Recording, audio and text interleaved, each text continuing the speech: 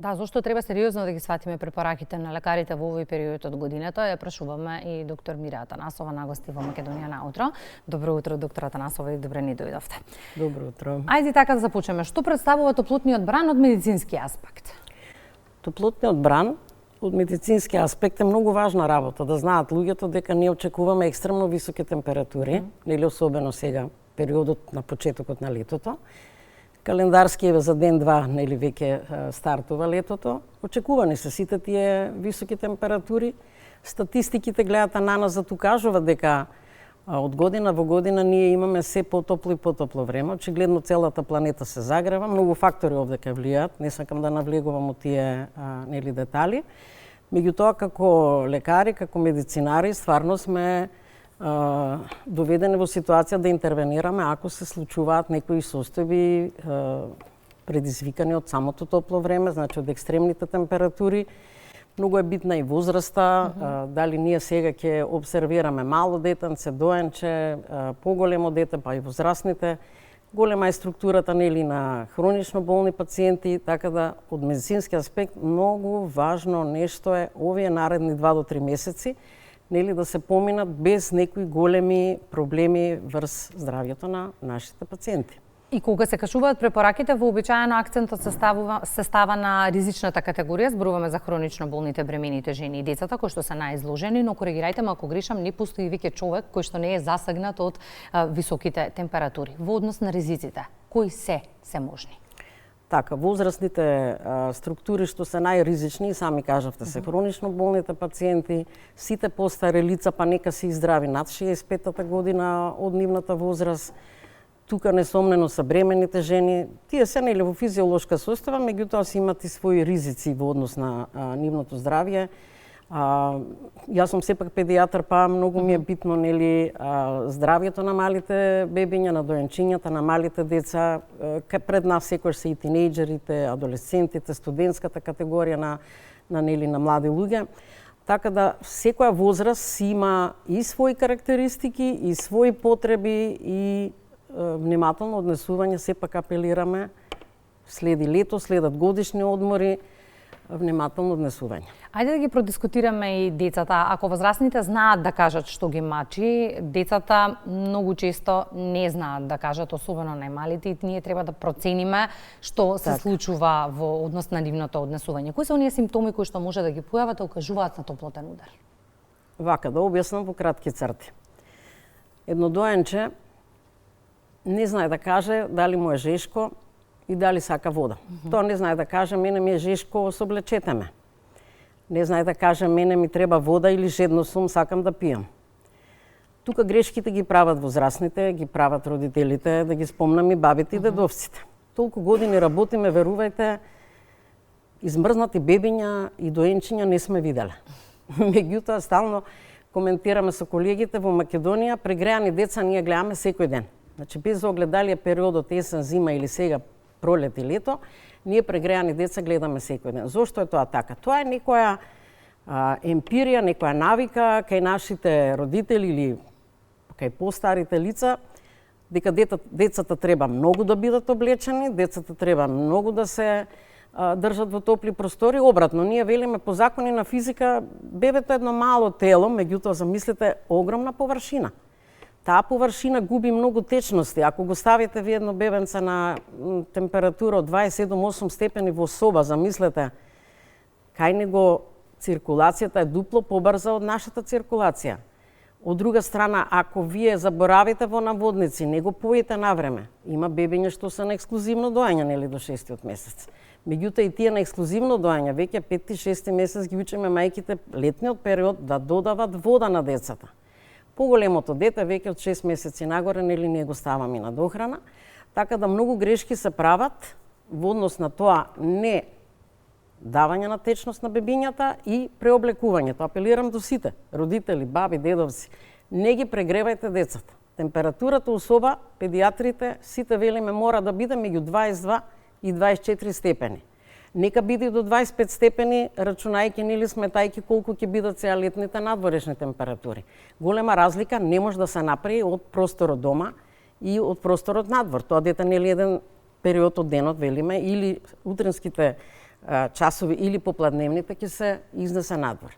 Грешките се прават, велам, ненамерно, меѓутоа ние сме тука да им укажеме да не ги прегреваат децата, затоа што губењето на многу вода од нивното тело, они имат едно невидливо испарување и преку дишењето, преку кожичката, ќе доведе до тоа да ние имаме ситуација, две крајности ги велам. Или едно вознемирено, раздразливо, плачливо бебе, што нема да може да го смират родителите, а од друга страна ќе имаме едно бебенце тивко, поспано, млитаво, кое што исто не може да приметат зошто е такво.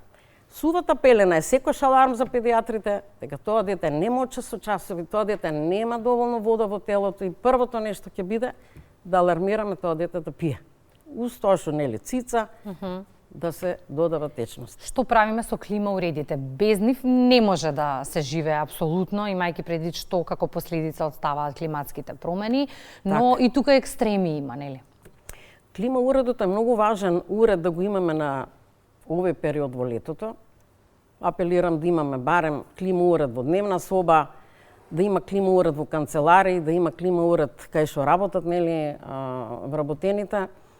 Меѓутоа е многу битно како тој клима уред се одржува, дали е чист, дали се сите тие негови делови изчистени. Има професионални, нели, екипи што ги чистат клима уредите, не е само вообичаено да се исперат филтрите. Многу е битно како се користи, кај ќе биде поставен, која температура ќе ја постигнете. Не може вие да постигнете температура повеќе од 10 до 15 степени разлика со надворешната температура. Советот е некада да има меѓу 7 до 8 степени разлика од таа температура во собата, што е споредбено со температурата надвор. Не може вие од соба што е со 22 степени да излезете надвор ако е 40. Тука ќе се случи оној шок на организмот. Шокот се случува затоа што па ние како луѓе имаме еден термостат или терморегулациони центар во мозокот. Тоа е, верувајте, најстариот дел од нашиот мозок, сместен е во хипоталамус. Јас практикувам да кажам дека тоа е нашиот клима уред на телото. Значи, тој наш клима уред не може да ја контролира температурата ако се случат овие нагли промени. Од престој во климатизирана просторија со многу ладен воздух внатре, вие не можете веднаш да излезете на 40 степени измерена температура, велам, под сенка. Така да битни ни се клима уредите, треба да ги има на јавни простори, сакам да ги има во сите автобуси на ЈСП, сакаме да ги има во банка, во пошта, во канцеларии, секако и тие што можат во домот да се дозволат клима уред. Кои се симптомите кои што укажуваат на топлотен удар или прегревање? Како да ги препознаеме и како да реагираме во тие моменти? Ние во медицината користиме два термина. Народот знае сончаница како термин и топлотен удар. Меѓутоа народот ги меша тие два поими. Добро. Ги меша, не се исти тие два поими, огромна е разликата. Дури и третманот, да не речам, колку и да е ист, јас сепак би се изразила дека топлотниот удар е многу посериозна состојба од сончаницата. Затоа што сончаницата трае кратко, таа би била предизвикана од екстремно изложување на сонце, поготово горните делови од телото, значи главата, вратот, ако цело време сме ние надвор, а не сме заштитиле глава со капа, со лесна нели облека, сончаницата ќе се случи за брзо време. Екстремна би била, да речем, температурата, ајде, високо фебрилна 39,5, меѓутоа топлотниот удар не мора вие да бидете изложени на сонце. Вие може да сте у затворен простор, вие може да сте на сенка, меѓутоа ако е висока температурата во тој простор, ако има и голема влажност, замислете кај што има народ, кај што има колективи, кај што има многу деца, зборам, или возрастни, ако нема добра климатизација, затоа спомнавме климите колку се битни сега за овој период, топлотниот удар ќе се случи, значи, кога вие не сте изложени на сонце. Како да препознаеме, како да реагираме? Тие пациенти, верувајте, не мора да покажат некои бурни симптоми веднаш. Вие може да го добиете пациентот во колапсна состојба. Значи, ради тие механизми што нашиот центар за терморегулација не може да ги постигне, затоа што екстремното, брзото затоплување и загревање на телото ќе допринесе вие да качите и 40 температура. Вие може директно таквиот пациент да го добиете во колапсна состојба, да се онесвести на јавно место, да се онесвести во автобус, да се онесвести у затворен простор. Може претходно да манифестира нешто, а другите да не приметат дека му е тешко, дека има гадење, мачнина, дека му е лошо. Значи директно може топлотниот удар со колапс да заврши. Сериозна е самата состојба, додека сончаницата почеста и кај малите деца кои не критично ние би ги изложиле надвор на сонце, на базени, не го носат капчето, не се заштитени. Поголемо дете васки ви се пожали дека нели го здоболува главата, мачно му е, тешко му е, ќе рече мене ми се врти малце. Препораката е веднаш таквите пациенти, дали се со сончаница или со топлотен удар, ние да ги тргнеме од изворот на топлина, да ги ставиме во разладена просторија, да прибегнеме веднаш кон оладување на телото. Има многу механизми овде. Дали ќе користиме ние туширање со млака вода, облози ладни ќе ставаме и водата пред се. Значи, пиењето на течности. Ги споменавте течностите, многу често велите и лесна храна. Што значи тоа?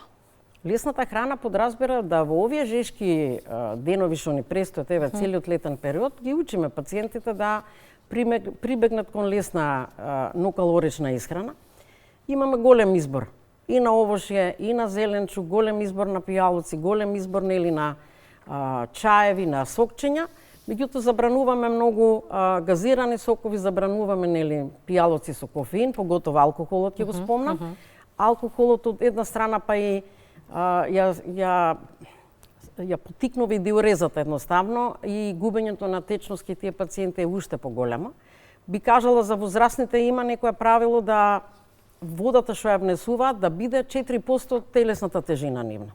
Просечно ако кажам еден возрасен од 70 до 80 кила телесна тежина, верувајте треба меѓу 2,5 и 3 литра течност да внесе за 24 сати кога се веќе овие екстремно високи температури. Тоа за некој може голема течност, меѓутоа верувајте може да се постигне тоа, сметајќи дека потењето ќе биде екстремно и жеднењето како момент, како нешто што нашиот центар за терморегулација го прави, ќе си побарува таквиот нели човек да пие доволна количина на вода. И време уште за едно прашање, Кусо, од што треба друго да се чуваме периодов освен топлотните удари и сончаницата?